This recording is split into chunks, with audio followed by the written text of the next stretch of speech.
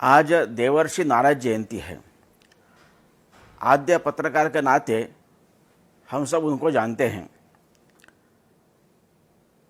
इसलिए नारद जयंती के निमित्त देश के सभी पत्रकार मित्रों को हार्दिक अभिनंदन और हार्दिक शुभेच्छाएं।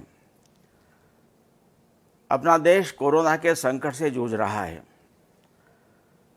यह संकट दुनिया भर में व्याप्त है, परंतु भारत की लड़ाई दुनिया के लड़ाई से थोड़ी अलग है।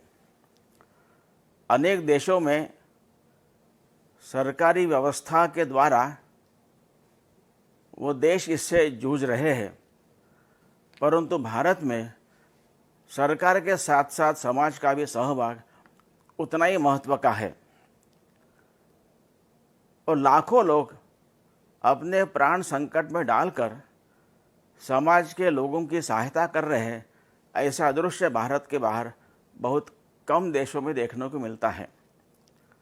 संघ के स्वयंसेवक ही करीब 67,000 स्थानों पर 3.5 लाख कार्यकर्ता इस कार्य में सक्रिय है और करीब 50 लाख से अधिक परिवारों को सहायता पहुंचा रहे हैं।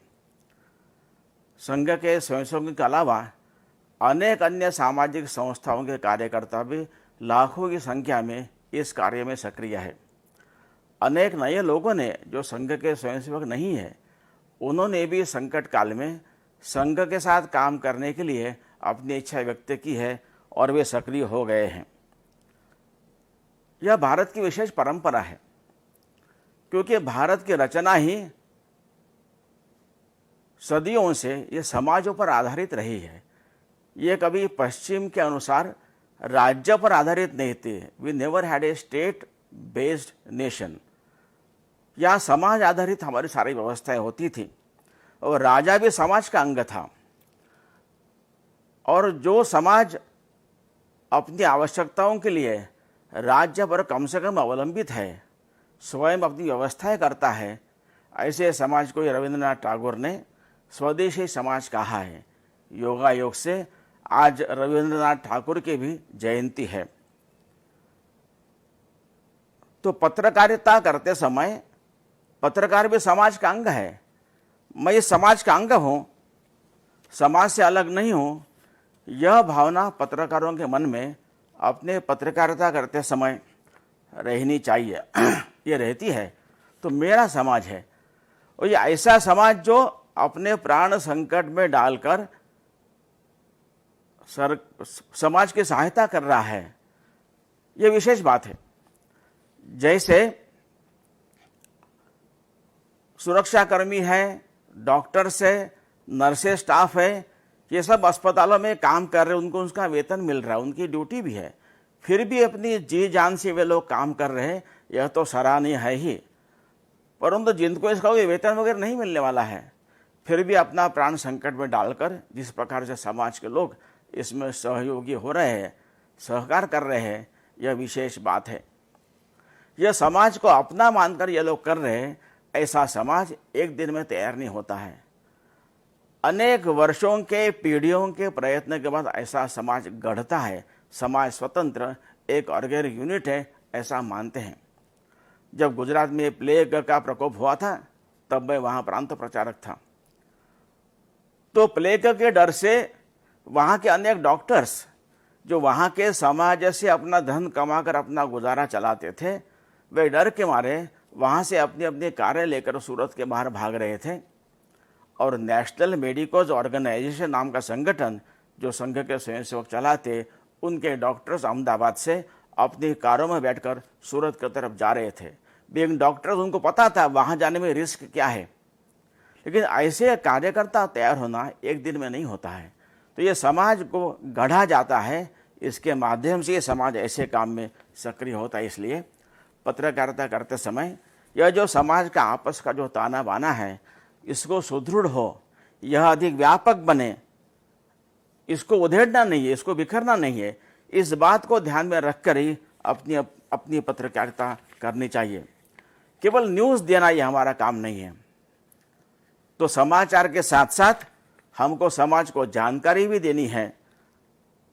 हमको समाज को सावध भी करना है, हमें उन्हें चेतावनी भी देनी है, उनका प्रबोधन करना है ताकि गलत काम जो रिपोर्ट हो रहे वे वो न करें, अच्छे काम करने में उन्हें प्रेरणा मिले, अच्छे काम करने वालों को प्रोत्साहन मिले। ये सारी बातें अपने पत्रकारिता करते करते हम लोग कर सकते हैं, क्योंकि समाज रिसोर्स नहीं है। यह पाश्चात्य देशों में जिस प्रकार से विज्ञान तंत्रज्ञान का विकास हुआ, उसके कारण मनुष्य की गति बढ़ी। गति बढ़ने से औजार से यंत्र, यंत्र से स्वयंचलित यंत्र, वहाँ से चिप, ऐसा जो एडवांसमेंट हुआ उस कारण गति बढ़ी और भौतिक जीवन के लिए अनेक सुविधाएं प्राप्त हुई। परंतु धीरे धीरे मनुष्य निसर्ग से, समाज से, अपने आप से कटने लगा, दूर होने लगा, और वो यहाँ तक आया कि निसर्ग भी उसको रिसोर्स लगने लगा। इतना ही नहीं, मनुष्य को भी रिसोर्स के नाते देखने की दृष्टि निर्माण हुई। जब केवल संसाधन के नाते हम देखते हैं तो लगाव नहीं होता, अपनापन नहीं होता है। परंतु भारतीय कल्पना ऐसी है, हम समाज के अंग हैं, समाज यह रिसोर्स नहीं है। इसलिए मुझे केवल अपना अखबार, अपने न्यूज़ बेचनी नहीं है। मेरा अपनापन है तो केवल बेचने का, मार्केट ड्रिवन काम नहीं होते हैं। जब मैं 92 में अमेरिका गया था तो वहाँ पहुँचते मेरे ध्यान में आया, वहाँ पर एक घटना हो चुकी थी। एक बेन अली नाम का एक गारमेंट का व्यापारी, उसने गन नाम के टी शर्ट्स बनाए थे। छाती पर अलग अलग प्रकार के पिस्तौल, रिवॉल्वर्स, गन के चित्र होते थे और पीछे बड़े अक्षर में GUN गन अक्षर लिखे होते थे। ये टीनेजर्स में इतने पॉपुलर बने, उसने खूब कमाई की, इसके खूब टी शर्ट बिके।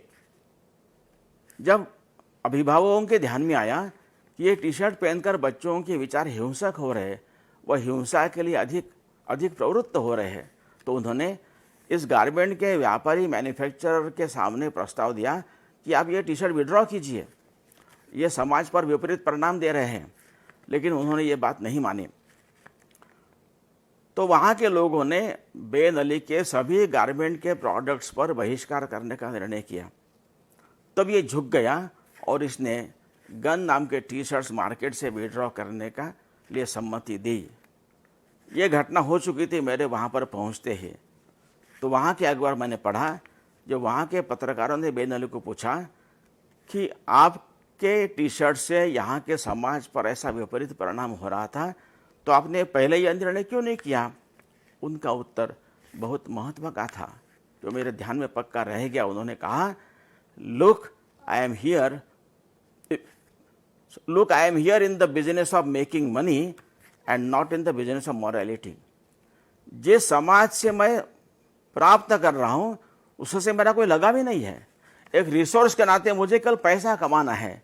यह भाव पाश्चात्य विचार का हो सकता है, यह विचार भारत का नहीं है। इसलिए पत्रकारों ने पत्रकारिता करते समय सारी बातें, पत्रकारिता के नियम वगैरह, सारे न्यूज़ कैसे बनती है, क्या बनती है वगैरह, किसका महत्व है, ये सारा करते समय भी जिस समाज का मैं अंग हूँ उस समाज को मुझे इसके साथ साथ गढ़ना है, प्रबोधित करना है, अच्छी दिशा में प्रेरित करना है, यह भी ध्यान में रखना चाहिए। एक ही बात को अलग ढंग से कैसे कह सकते हैं? तो परम पूज्य गुरु जी का एक प्रसंग मुझे याद आ रहा है। वे केरल के प्रवास पर थे और रंगा हरि जी ने अपने डायरी में इस प्रसंग को नोट करके रखा है। एक शाखा में गए, शाखा में एक कार्यकर्ता ने बाल स्वयंसेवकों को एक कहानी बताई। कहानी मलयालम भाषा में बताई थी। श्री गुरु जी सुन रहे थे। वो कहानी ऐसी थी, एक बार भगवान कृष्ण और अर्जुन दोनों नदी किनारे टहल रहे थे और एक नाव में बैठकर कुछ लोग नदी पार कर रहे थे। नदी के पात्र के मध्य में नाव आते ही अचानक वो नाव वहाँ पर उलट गई और सारे लोग नदी में गिर गए और एक साथ डूब मर गए।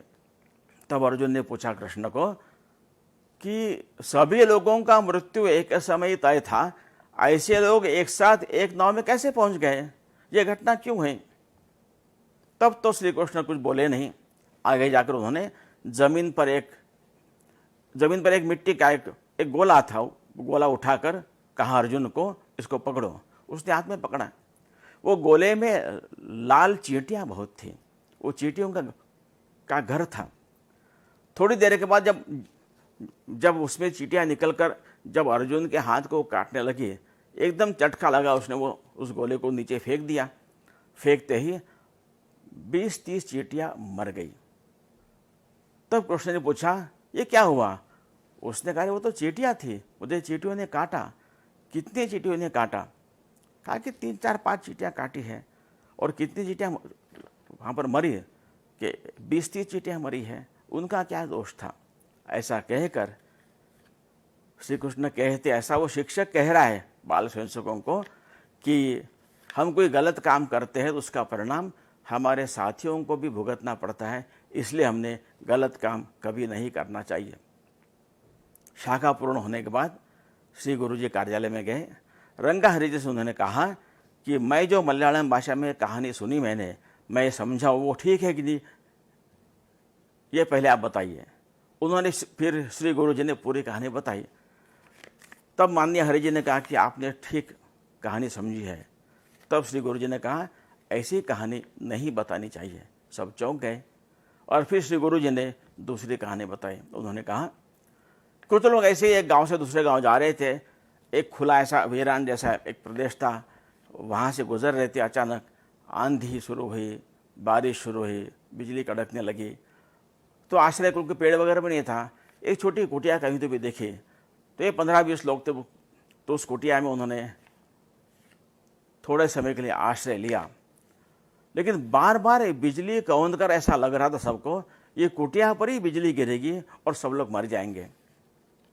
इस डर में से एक विचार पैदा हुआ कि आपस में कानाफूसी हुई, हम में से कोई एक पापी है, उस पापी का ग्रास करने के लिए बिजली बार बार आ रही है, उसको अगर हम दूर कर देंगे तो सब लोग बच जाएंगे। एक के कारण सबकी जान नहीं जानी चाहिए। अब पापी कौन है? तो तय हुआ कि एक एक व्यक्ति बाहर जाए, 5 मिनट बाहर खड़ा रहे। अगर वो पापी है तो बिजली उस पर गिरेगी, उसका ग्रास कर लेगी, बाकी बच जाएंगे। ऐसा करते करते एक के बाद एक लोग जाने लगे। जाते समय व्यक्ति इतना डरा हुआ जाता था और 5 मिनट के बाद अगर कुछ नहीं हुआ तो दौड़कर वापस आता था, एक चैन की सांस लेता हुआ। ऐसा करते करते सभी की बारी आई। सबसे आखिरी में एक 10 साल का बालक बचा था। वो बेचारा सारा सुनकर एकदम सहम गया था, डर रहा था, कांप रहा था। अब सब लोगों ने कहा अब तुम ही बचे हो, तुम ही पापी हो, तुम्हारे कारण हमारे सबकी जान संकट में है, तुम बाहर जाओ। उसकी जाने की हिम्मत नहीं थी। अब लोगों में ऐसा एक जुनून चढ़ गया था, उन्होंने उसको ज़बरदस्ती मिलकर उसको बाहर दूर फेंक दिया। जैसे 15 फुट दूर करीब वो बालक जाकर गिरा। जैसे बालक वहाँ जाकर गिरा, जोरदार बिजली का आवाज़ हुआ और बिजली उस झोपड़ी पर, कुटिया पर पड़कर बाकी सभी लोग वहाँ पर भस्म हो गए। ये कहानी बताकर श्री गुरु जी कहते हैं कि एक व्यक्ति के पुण्य से सब लोग जीवित बचे थे। हमारे अच्छे काम का फायदा सबको मिलता है, इसलिए हमेशा अच्छा काम करना चाहिए। कहानी बतानी है, रंजकता होनी चाहिए, मैसेज क्या देना है। तो गलत काम करने से उसका परिणाम सबको भुगतना पड़ता है, ये बताना है, या अच्छा काम करने से उसका परिणाम सबको होता है, इसलिए अच्छे काम करते रहना चाहिए। ये जो एक सूक्ष्म दृष्टि है, तो हमारे समाचार लिखते समय जो भी हम समाचार देंगे, रिपोर्टिंग करेंगे आदि में, यह सूक्ष्म दृष्टि मुझे मेरे समाज को गढ़ना है, बताना है, यह अगर हम करेंगे तो अपना काम करते करते, अपना व्यवसाय करते करते साथ साथ समाज को गढ़ने का, समाज को सावध करने का, समाज को चेतावनी देने का, प्रबोधन करने का, प्रेरणा प्रोत्साहन देने का काम भी हम सब कर सकेंगे। ऐसा नहीं कि पत्रकार ये नहीं कर रहे हैं, तो अनेक पत्रकार ये कर रहे हैं, इनकी संख्या भी कम नहीं है, लेकिन सब नहीं कर रहे हैं। ये सब ने करने की आवश्यकता है। और एक बात है कि भारत के बाहर भारत के बारे में जो छवि वहाँ की मीडिया में आ रही है वो अच्छी नहीं है, वो ज़मीनी स्तर पर जुड़ी भी नहीं है। एक विशेष प्रकार की पेंटेड ऐसी छवि वहाँ पर निर्माण करने का प्रयत्न हो रहा है, लेकिन उनको जानकारी देने वाले हमारे देश के पत्रकार हैं।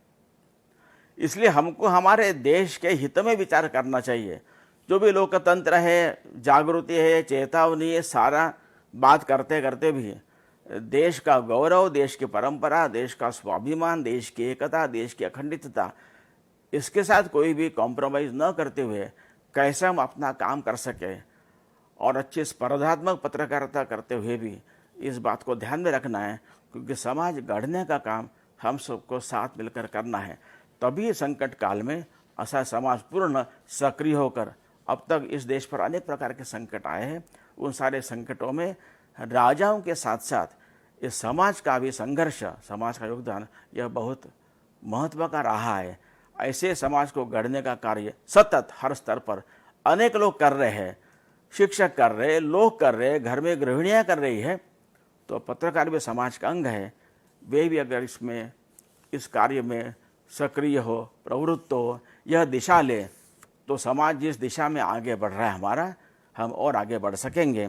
और यही मुझे लगता है नारद जयंती का संदेश है।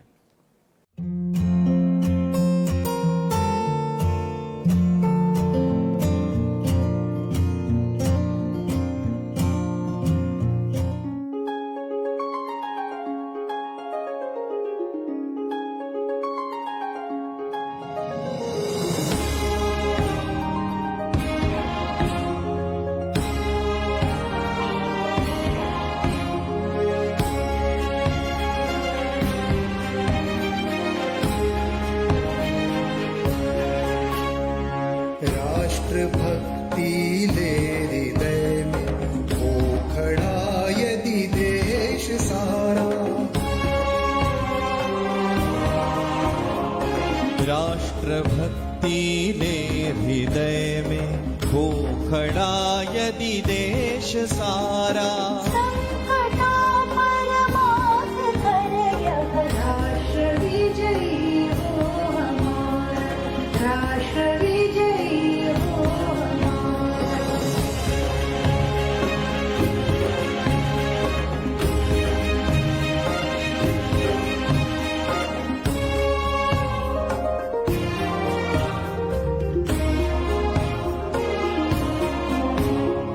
क्या कभी किसने सुना है सूर्य छिपता तिमिर भय से। क्या कभी सरिता रुकी है बांध से वन पर्वतों से।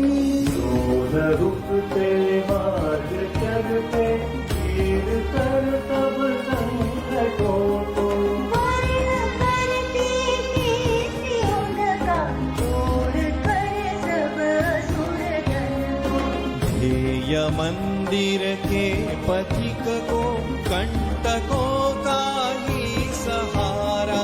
संकटों पर मात कर यह राष्ट्र विजयी हो हमारा, राष्ट्र विजयी हो हमारा।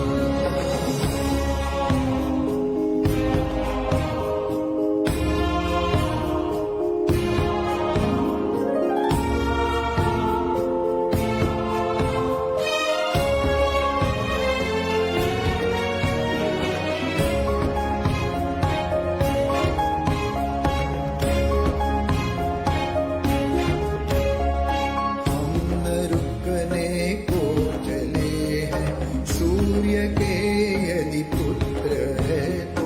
हम न हटने को बड़े हैं सरित की यदि प्रेरणा को। चरण अंगद ने रखा है आ इसे कोई हटाए। दहकता ज्वालाओं की यह आऊ से कोई बुझाए। मृत्यु की पी कर सुधा हम चल पड़ेंगे